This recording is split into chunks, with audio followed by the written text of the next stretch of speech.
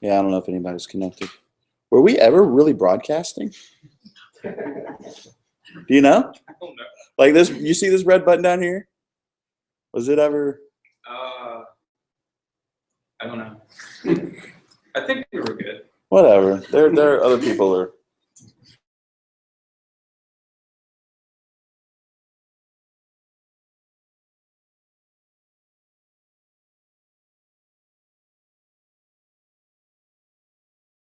Projects, so that we feel like we're, trying to actually accomplish something, and to start building relationships and collaboratives that extend past the weekend. And so one of the things that I would like to try to do is to get everybody to introduce themselves to everybody else in the room. And so all of these, there's always these ice-breaking things, and none of them tend to be the best ever. So one of the things I was thinking about, this is a little bit of a smaller room than what I was initially expecting, but maybe if everyone could stand up and maybe say 3 words that describe themselves, and we got a lot more bagels than y'all are gonna want. But hopefully, bagels. Always eat bagels. Yeah. But so so anyway, so we can start over here in the corner, and if we could, thank you. All right. So Dan, if you just stand up, say maybe 3 things about yourself that kind of indicate what you're interested in doing while you're here, or something else about you that somebody might find fascinating. Sure. Hello, everybody. My name is Danny Clark. I actually got my master's at Columbia, so I've been around. But I'm currently working as a research programmer at the Child Mind Institute, and I've been doing mostly development on a software project called CPAC, which some of you may have heard of. And basically just been writing a lot of Python, shredding it, and doing some research on the side. So. And also, Danny has a background in doing more what people more commonly refer to as computational neuroscience. Correct. Doing actually modeling of cell systems. Yeah, modeling neurons, the Hodgkin-Huxley model, and spike time neural encoding, all that stuff. So, but fMRI is fun too. Bring it on. Hi everyone. My name is Steve Giovassis. Danny pretty much stole everything I was about to say, which isn't fair because I came before him. But yeah, it's true. I work at the Child Mind Institute, and more specifically as part of Cameron's lab. I've been working on the software package CPAC for the past about 1.5 years, and it's been a pretty crazy but fun ride, and I learned a lot. And I am interested in working in software development for neuroimaging and neuroscience. So that's why I'm here. Well, hi, my name's Eva Castro. I'm working right now at Weill Cornell in the radiology department. We have a small research group called IDEAL. I did my bachelor's at Barnard back in the day, and worked up at Nevis Labs with Columbia for a little while in astronomy. But I've since transitioned to doing a lot of programming with MRI images, mostly on the structural side of things, segmentation, and diffusion structural chartography. We've also recently started importing NePipe into our workflow, so we have a little bit of interest in that. Doing a lot of hacking with SPM, bash command line based free server, and yeah. Hi, I'm Kurt. I'm a recovering biologist. I've done my fair share of wet lab stuff, but I'm kind of over it now. I'm doing more computer science. We got a master's up at Cornell. Now I'm working for the radiology department at Weill. And I like Portal too. Hi everyone, I'm Alfredo Spagna and I work at Queen's College at the Cognitive Neuroscience Lab. And my main interest is attention, and I study attentional functions and attentional networks. I'm currently working with autism individuals and auditory attention networks. Hi, my name is Yasha. I do research here in Columbia Psychiatry Institute. My background is not related that much in programming and these things. My background is related to medicine and neuroscience research. I have done task-based fMRI analysis on a bunch of data using stroke on MDT subjects. And next, I have findings with this. So next step, I'm interested to do analysis in functional connectivity using this step. My name's Doug Yarrows. I'm not a brain researcher or anything like that. I'm with Jody. I'm an environmental engineer. I do a lot of wastewater treatment design, pumping systems, stuff like that. I have a little bit of a research background in that area. I'll try to join in any way I can. So on a related note, our colleagues in Montreal, there's 3 or 4 of them that are doing spinal cord, different things, which is essentially your brain's wastewater system, among other things. It incorporates it, right? So it might be of interest. I'm Jody Weinstein. I'm a psychiatrist and I am here. I've been here for about 2 months now, working in translational imaging. My interest is in schizophrenia, understand and seeing if we can integrate some of the data that we're getting from fMRI in a meaningful way with the data we're getting from PET imaging, which is what I'm being trained in. My name is Yukong. I'm from New York University Department of Child and Adolescent Psychiatry. I'm a biostatistician. I'm interested in developing statistical methods for imaging. Hi, my name is Chris. I'm a software development programmer over at City College. I know nothing about brain. I just met a professor in psychology who has a lot of brain data and wants to visualize and analyze the data he has. So I'm just working with him to try and take it out of whatever he has, whatever software, and put it more like Python and D3 and kind of put it up, you know, be able to use it on the web and stuff like that. So I'm hoping to, I guess, learn more about what we can do. Fantastic. I'm Dustin, from Yale, an engineer.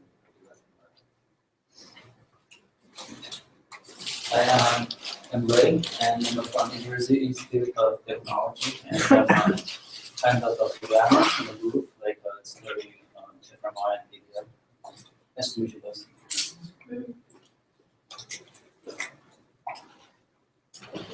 Hans Rohr. I'm a graduate student in psychology at Yale. Initially, I came here because I felt a bit of pressure. I used to work and I was interested in, I guess, in seeing like, what was going on. And the idea is to see what other people are doing, so I'm sort of excited to see what other people are doing. I currently work on how people work with nerve and camera and like I used to work on stuff looking at patterns and connectivity patterns and seeing how those are different between different disorders. I'm Amalia. I work as a research assistant for Cameron doing data acquisition for his neuro impact study. And I'm essentially learning about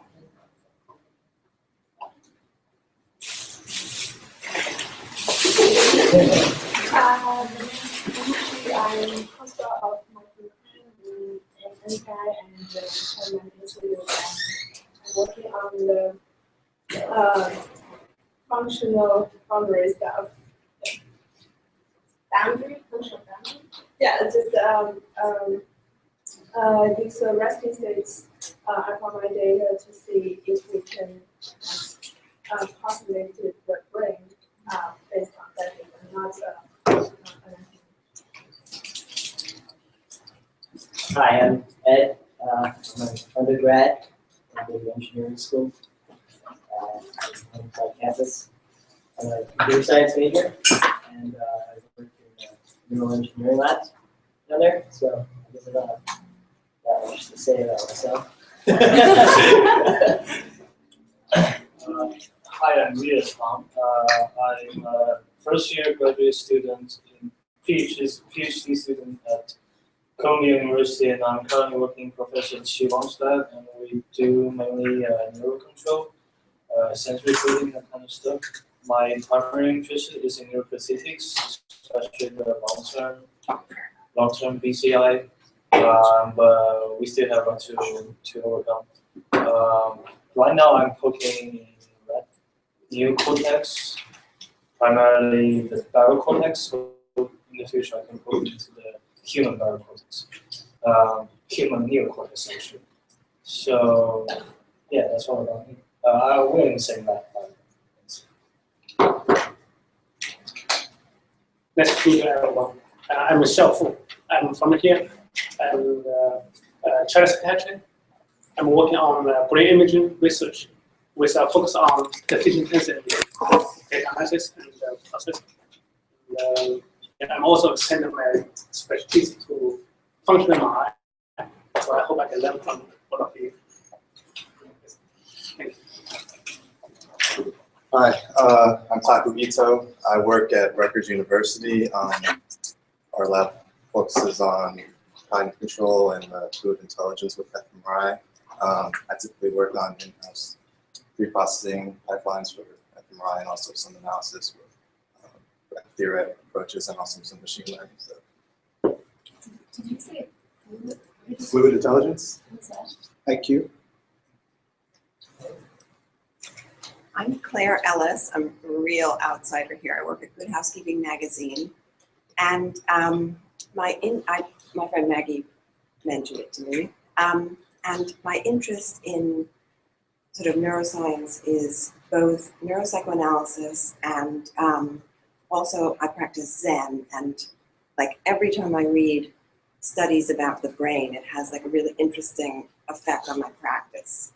Hi everyone, so I'm Maggie Zellner, and I'm the director of the Neuropsychoanalysis Foundation and also the editor of a journal called Neuropsychoanalysis. So I've been kind of lurking in the resting state connectivity literature, learning about it, because I think it has a lot of implications for, for many things, but I'm in the long run kind of interested in looking at how network connectivity has to do with what we talk about in psychoanalysis as the dynamic unconscious, as well as other internal mental representation processes.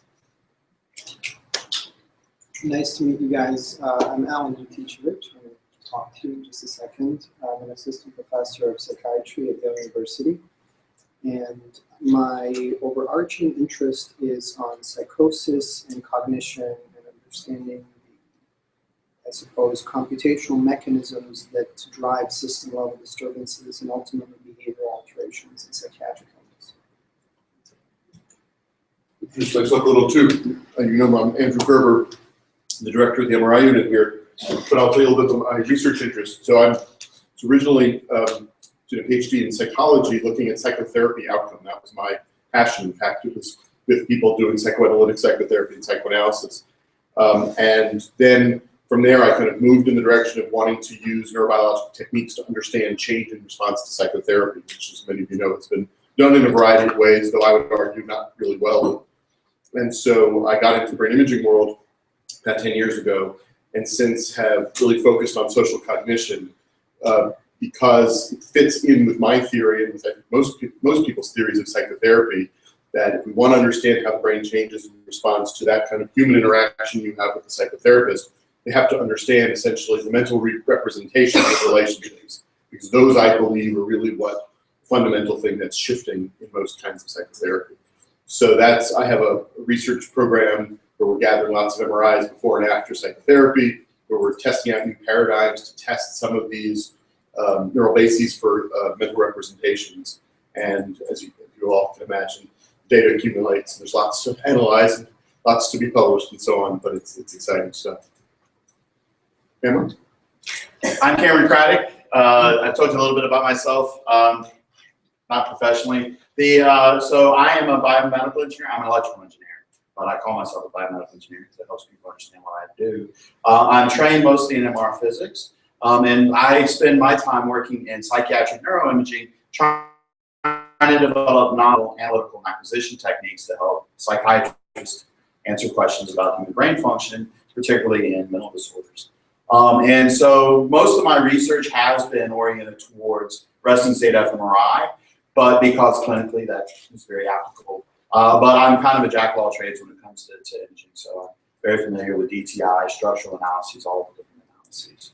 And I'm very promiscuous. I collaborate openly. I encourage collaboration. I encourage promiscuity. So anyway, it's very nice to meet you all. I'm excited that we have so many different institutions here. That was one of our goals, was to get people together across the island working together. It's actually tri-state, right? So we got the three biggies. So that's great. I tried to get people from Princeton to come, but they kind of stumped me. So we'll try next time. We'll try better or harder. But anyway, so thank you very much. We're going to have Alan's going to start speaking in just a minute. We have bagels now, so if y'all are hungry, we have a lot of bagels. Please come and enjoy and grab something, and then we'll start in maybe 5 minutes. All right, thank you.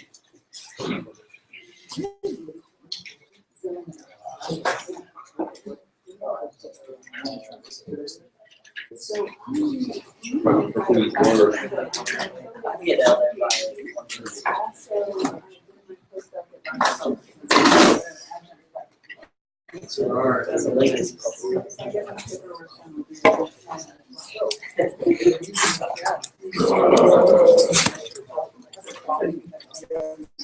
the broadcast working, Kevin?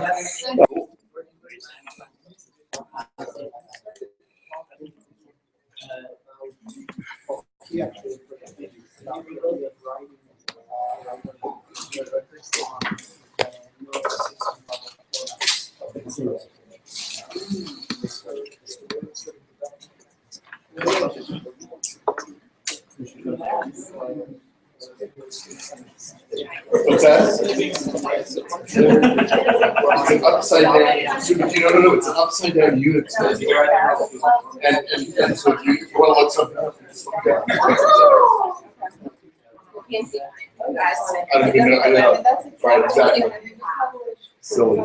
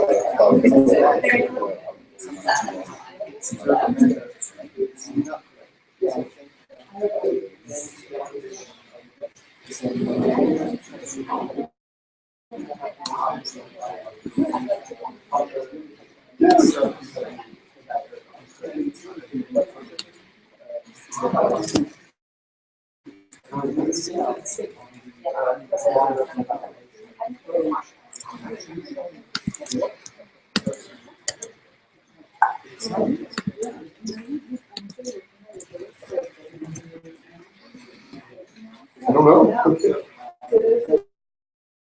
I'll ask you.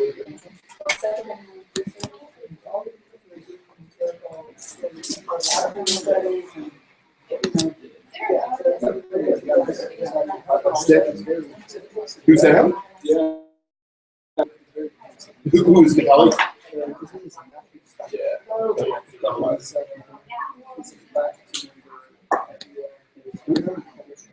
Okay.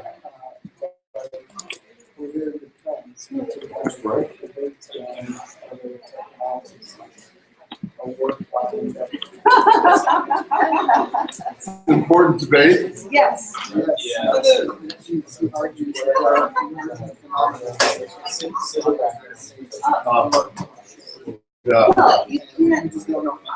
right. But that whole thing, you can't quantify things. Well, you can approximate. You can start to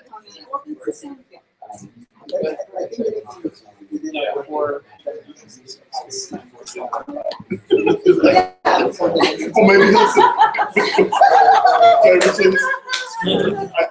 had a classmate in animal training who said to me, I have a simple definition of psychoanalysis. It says, psychoanalysis is that which you can't quantify. So it was a dynamic. That means the better I got, the smaller his field got. But that's the reason that's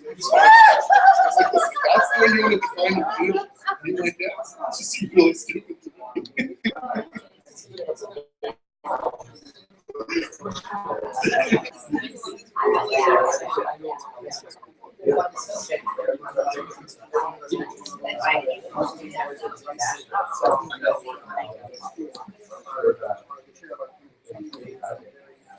What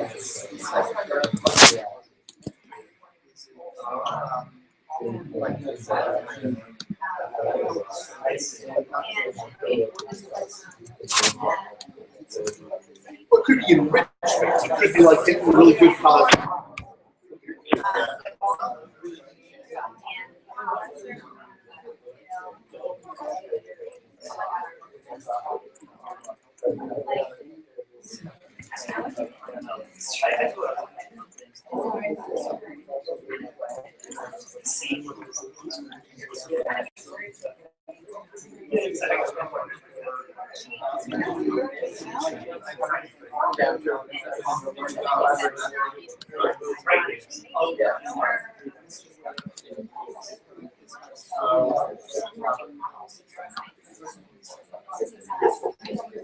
Cameron, did you see the email as this computer online?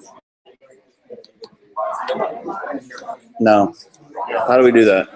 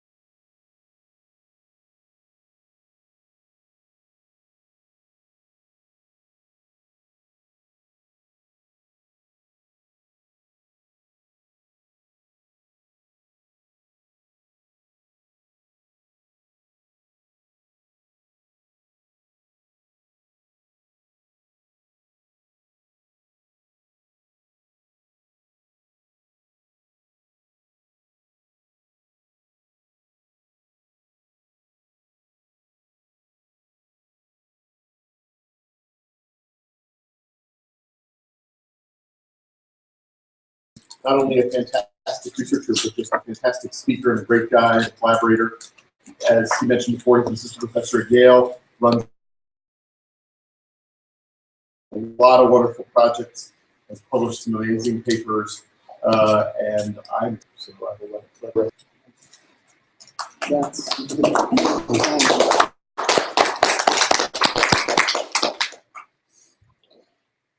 So should I? Would you? Yeah, if it could. Yeah, well, if you could just stand a little bit more this way, so that we can get both you and your slides in frame.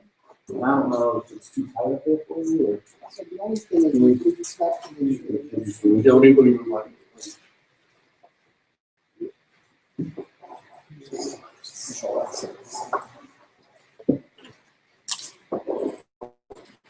Okay, great. I think we should wrap up. So thank you guys for inviting me. This is it's a lot of fun actually. I think that this type of approach, sort of think tank approach towards building better tools is really great, especially in imaging where there are a lot of glitches and so forth. So thank you, Imogen, for inviting me. So they asked me when I was asked what to talk about. The idea was maybe to introduce computation using computational that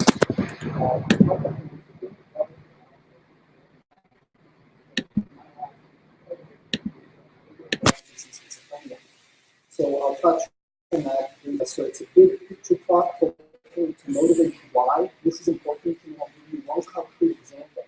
I wouldn't say, I would say we're struggling with it. And I think that I was thinking what to give you guys as a sort of starting off point for the day. And it's a problem that we don't understand in our lab and that I think is important. And so perhaps we can set the stage for what we're working on. First, let me just acknowledge a bunch of people who contribute to this work. Just like people from my lab, other labs around the world contribute to this work, as well as a number of funding sources. So I'm very grateful for that. And so this slide is really designed to introduce the challenge. And some of you who have seen my talk before might have seen this slide. But I see this to be a challenge not only in cognitive neuroscience and neuroscience in general, but also in psychiatric neuroscience in particular, where we don't understand psychiatric symptoms. So the challenge is bridging behavior or symptoms to the level of neural systems and ultimately to the functionality of cells or synapses. And I'd like to make a bold statement, which is we don't understand this hierarchy across just about any psychiatric symptom or complex human behavior yet. Perhaps fear is the exception, right? So fear circuits are very well mapped regularly to behavior through pioneering work like Joseph Obu here in New York and others. But I think neuroimaging comes in time at this level to help us provide a bridge to neural system level analysis and behavior in psychiatric symptoms. So basically understanding the neural correlates, if you will, of a certain behavior. But this gap here still remains because neuroimaging can't see at the level of cells in humans. And so we have this massive explanatory gap. And this is particularly important for designing better treatments in psychiatry, where most of them are geared to alter synaptic computations, such as antipsychotics. So what do we do in our lab? Conceptually, what we do is we take mathematical models that are built from the level of cells. Some of you guys are going to use models at this level. We scale them to the level of neural systems, and to the extent that we can, we use them to generate behavioral predictions. And then we design experiments. And we design two types of experiments. One is clinical experiments in patients, where we try to test model predictions based on the synaptic neuropathology that was implemented in the model. So then we take pharmacological manipulations that was good to help the humans see that perturbs these types of organisms. And in the case where the three match up, the clinical imaging, the computation, and the pharmacology, we can perhaps try to close this gap, or at least make inferences. So another big picture slide, which is complicated, particular detail is important, but really I want to sort of intuit that computation has to be alive combined with a proper level of experiment. At least we think about it this way. Not all models are useful for every behavior. Not all behaviors can be modeled. And so really designing the interface of experiment and computation, I think, is a huge challenge. And so ideally, we have a model for every behavior that starts in synapses and scale to neural system dynamics and produce behavioral outputs, but we're not there yet. So that's, I think, a big goal. So in our lab, we try to straddle this hierarchy by starting from biophysically detailed models that actually incorporate synaptic conductances at the level of neurons to predict behavior, scale them systems, and ultimately we build neural network type models starting from these dynamics. And so today I'll give you a couple of examples, and I'll talk about this level, this last level, which is how do we model resting state fMRI. It's a very particular challenge and a very particular approach that some of you might be more familiar with than others.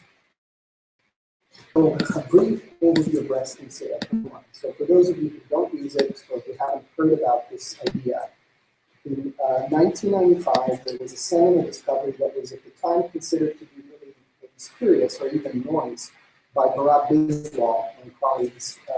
The idea that signals that are measured from the brain using both at rest, when the subject is not doing anything in particular, they're just resting inside the scanner and they're either awake with eyes open or closed, those signals have a coherent architecture that's statistically dependent over both space and time. And this phenomenon has, I think, from my perspective, revolutionized system neuroscience in human imaging. Before we had this, we really did not truly understand the large-scale functional architecture of the human brain the way we do now.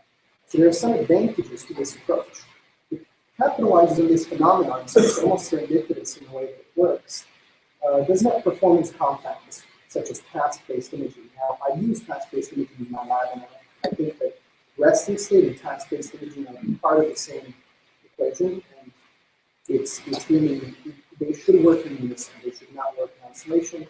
I think somebody here is from Michael Cole's lab at Rutgers, and they have recently shown, for instance, the task-based and SSA computations are highly independent, so around three.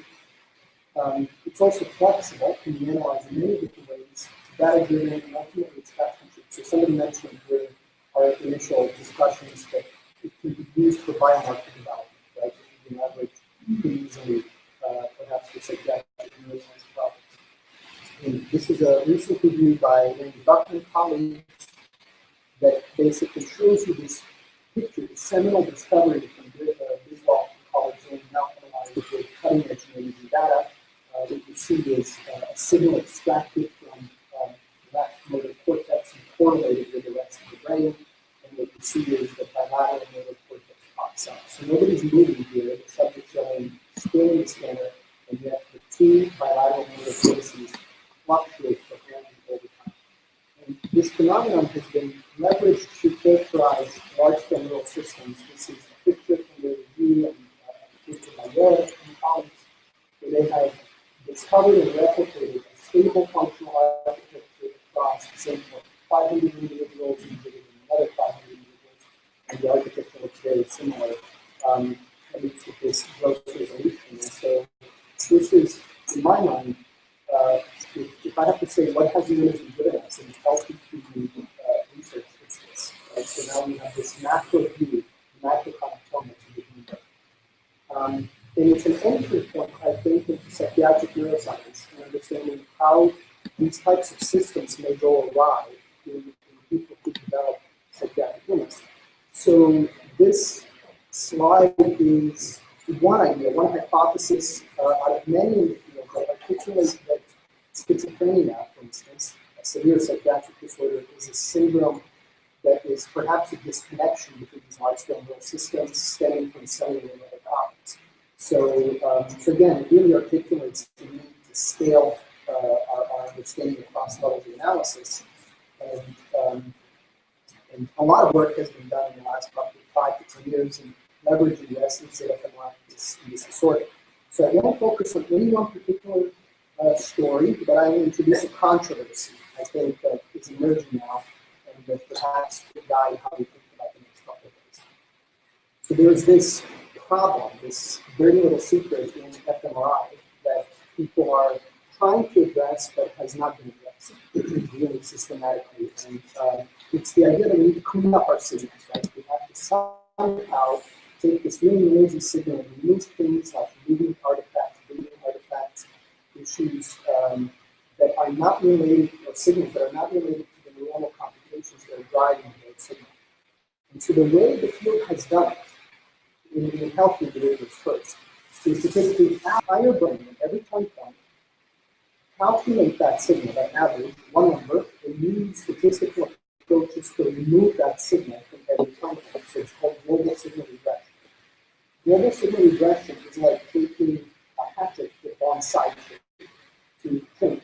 It is a very aggressive approach that removes a lot of signals out of your data. And yet, my lab does it. We do it because we really don't have perhaps more better developed tools that can clearly identify those components. And this is particularly a problem in psychiatric imaging because what if this noise looks different in your psychiatric disorders, and what if that noise is actually not noise, but it's movement. It's somehow related to the underlying methodology. And so this is a paper that we recently put out, talented guys who wrote this paper, we encourage you guys to look at it, because it sort of straddles the hierarchy starting from computational models to large-scale systems. And I'm going to show you in a second some of the data that will probably introduce more questions and answers, but I think that's the point of today. But the modeling that we use to accomplish this goal is what I need to briefly touch on how we do it. So we take similar and detailed models that have local circuit dynamics, such as recurrent excitation of parametric cells and lateral inhibition and nuclear neurons. The equations here are not so important, but the point is that we can model these types of detailed conductances in this system. And then we can essentially collapse across this entire little circuit and call it one node using mathematics such as mean field simplification. And then we can actually put the parametric manipulations inside a model that we think might happen in patients in the data, right? So that's the framework that we do to networks. So now the box on the left is a node that would be represented in the model on the right. We structure the model using a realistic, so that's something we can structure connectivity matrix based on diffusion imaging. And this is work that's building on what was recently published in Journal of Neuroscience by Gustavo Becker and colleagues. And to me, this is actually fantastic. I'm very excited about this type of approach, and so I want to highlight it. What we're basically doing is constraining the model computations based on human connectivity, structural connectivity, and trying to find the optimal fit between two empirical resting state data and the model fluctuations. And what they're finding is something pretty exciting, which is that the best fit of the model in the data is at the edge of stability. So it's essentially when the model is almost within a bifurcation, it's coming to the eye connection. And so there's something really important about being in that place. And a challenge that I'll talk about in a second is optimizing that fit. Okay, finding parameters that would optimize that fit is very important and something that we're still working on. But back to the global signal story. So remember how I said to you that perhaps this removal of this large signal could be something that takes out information that is clinically relevant. So we tested this hypothesis in that paper. And I showed you a relatively complicated set of figures at a simple point, which is that the lowest frequency of this fluctuation, so at the slowest time scale in the signal, patients with schizophrenia, which are always shown in red here, have elevation relative to healthy controls, no matter what measure we use.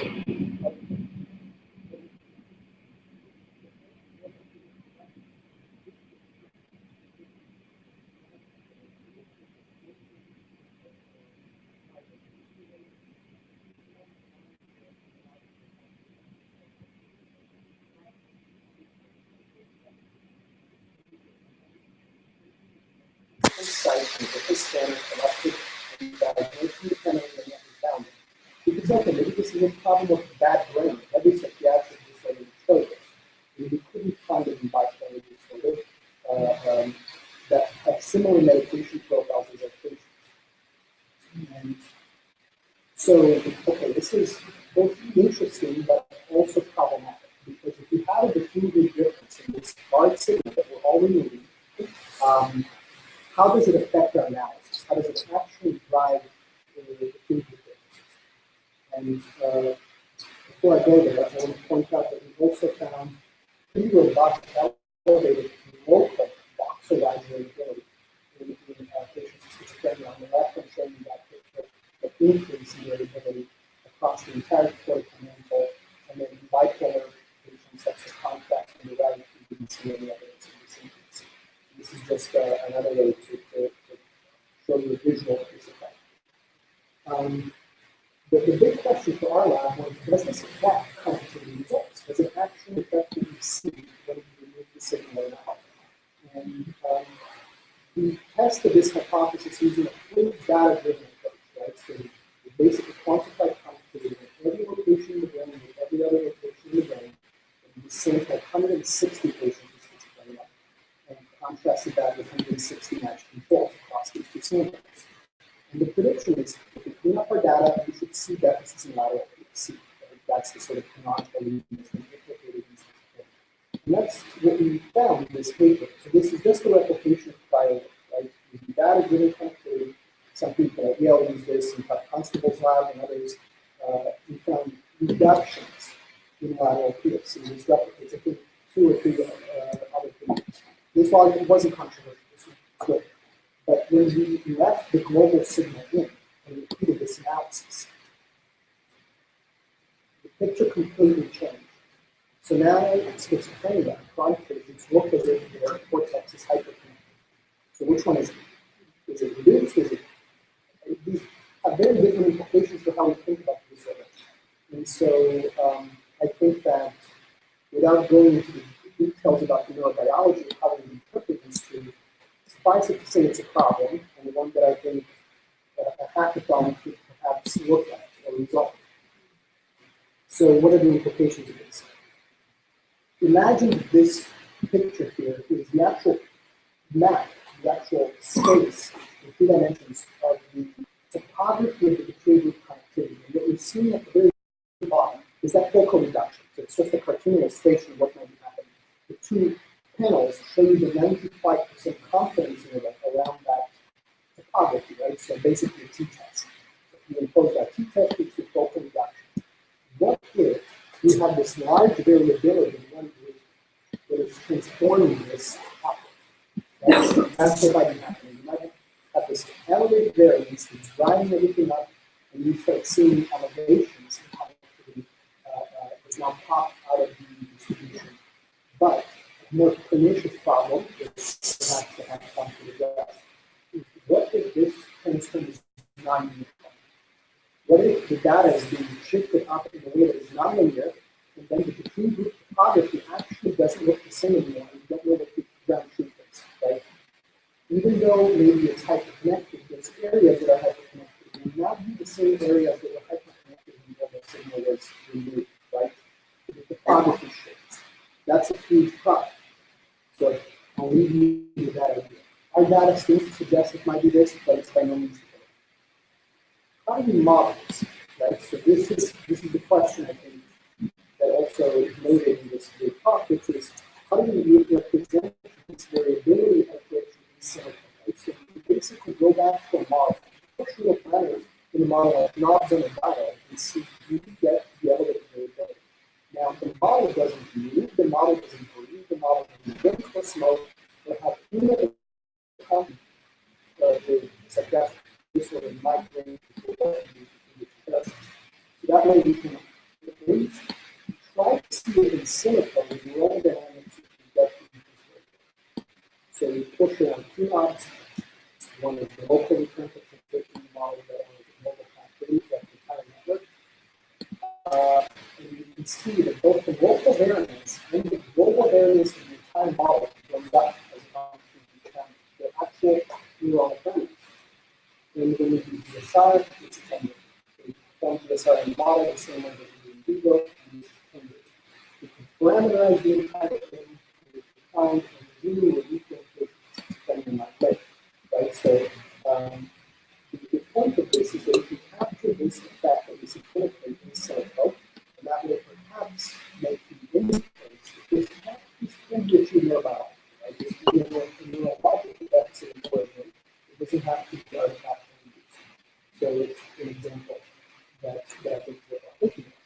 To conclude, I think that the challenges that I see perhaps are important to think about are, it's a very specific question, but one that I think you guys perhaps even address with existing data.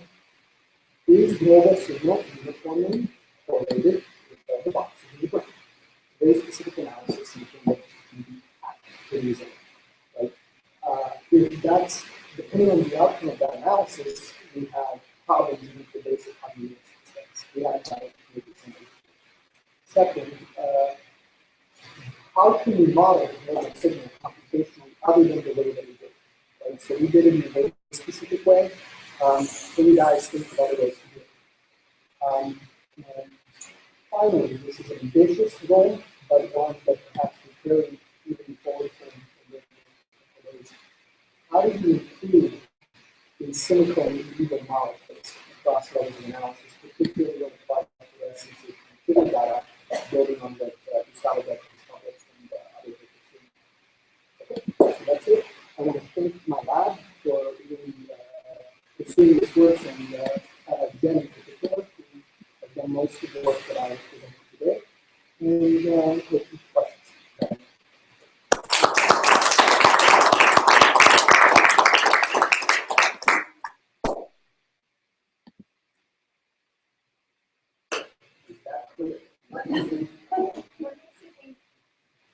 I just don't know. What makes you say that you think it's more likely in schizophrenia that it's bullshit as opposed to Yeah. Well, so it has to, so the two examples that I presented were, they're both shift. One is a uniform shift, the other one is a non-uniform shift.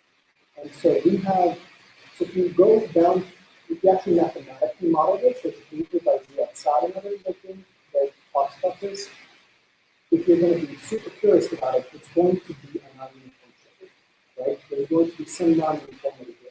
But the question is, does it empirically matter, right? So if we use metrics that, for instance, quantifying similarity between maps, rather than using type 1 error protected between the comparisons that are giving you different peaks and valleys, then are we getting similar answers, right? In vivo, not in a computational model. And I think that that's the question that I don't have an answer to yet. In the Phoenix paper that we put out, the empirical data suggests that there's a high degree of statistical similarity between when you compare the previous contrast maps for the DSR and the DSR condition. And that statistical comparison, I think the data squared is like 0.89, so which is almost perfect, but what's happening with that 11% difference? Maybe that's what we need. So we can't stop there for that figure, but using this approach, I think it's still important.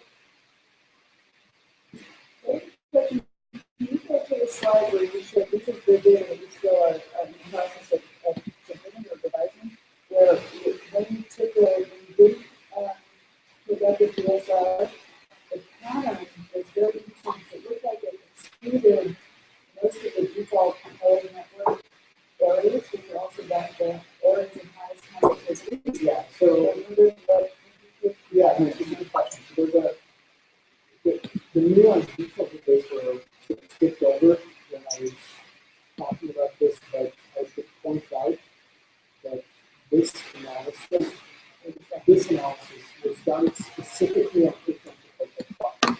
So we had an opportunity to see it be restricted because we want to be maximum empowered to see the effect that we need to see. So and this is the same PFC restricted analysis. Like here, imagine that essentially not shown here, but imagine if you match that with PFC. If you did that, then you would get the whole context. And so the restricted absence of it is actually an art, it's a part of the way we know that. And when we extend it to the measurement level, then we see the yeah. Well, okay, can you see the next image? If you don't really have the programming. Yeah, that is okay. Yeah. So if I understood it correctly, so you're looking at the entire brain between schizophrenia and people with bipolar disorder. That's what I was wondering, what the implications might be, that especially the PCC is completely not. So what it matters a little bit. So what I'm showing you in panel A is a t-test result that uses their gains as a independent for each subject and the two-group comparison. So the map is a contrast. It's actually what falls out of that contrast. It is high point error protected contrast. So there might very well be reductions. I don't say increasing in the default system that I'm not showing here. And I think that is something interesting slide for you. So let me see if I can pull it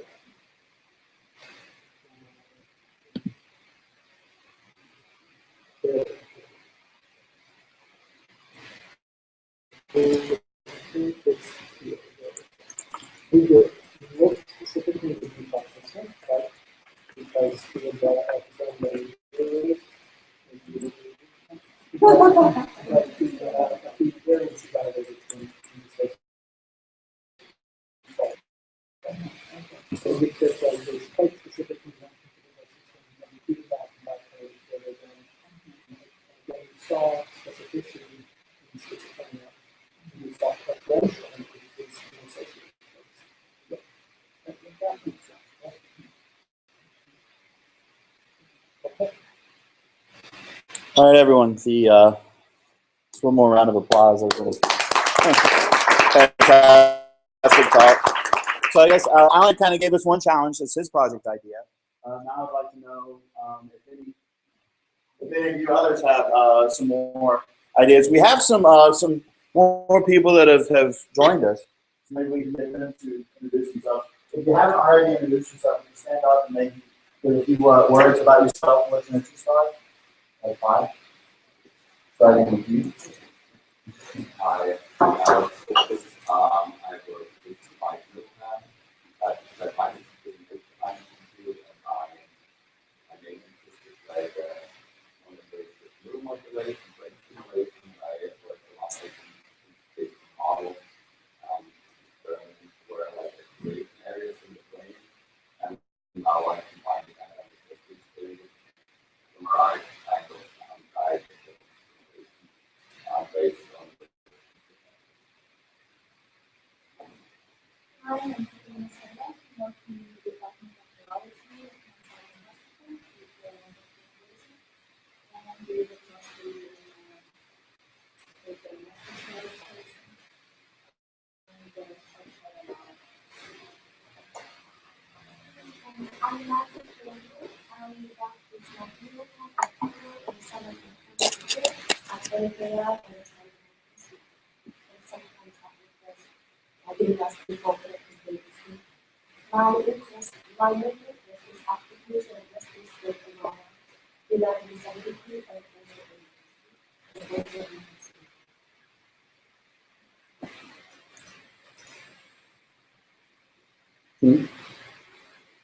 Are you good? Anyone else? Alex? So I'm Alexandra. I'm from France. Mostly about the I work with their council and their country. And I'm interested in estimating functional addresses and addresses. So this is going to be a little bit unorganized, and I apologize for that. But let me maybe mute this. There's the broadcast.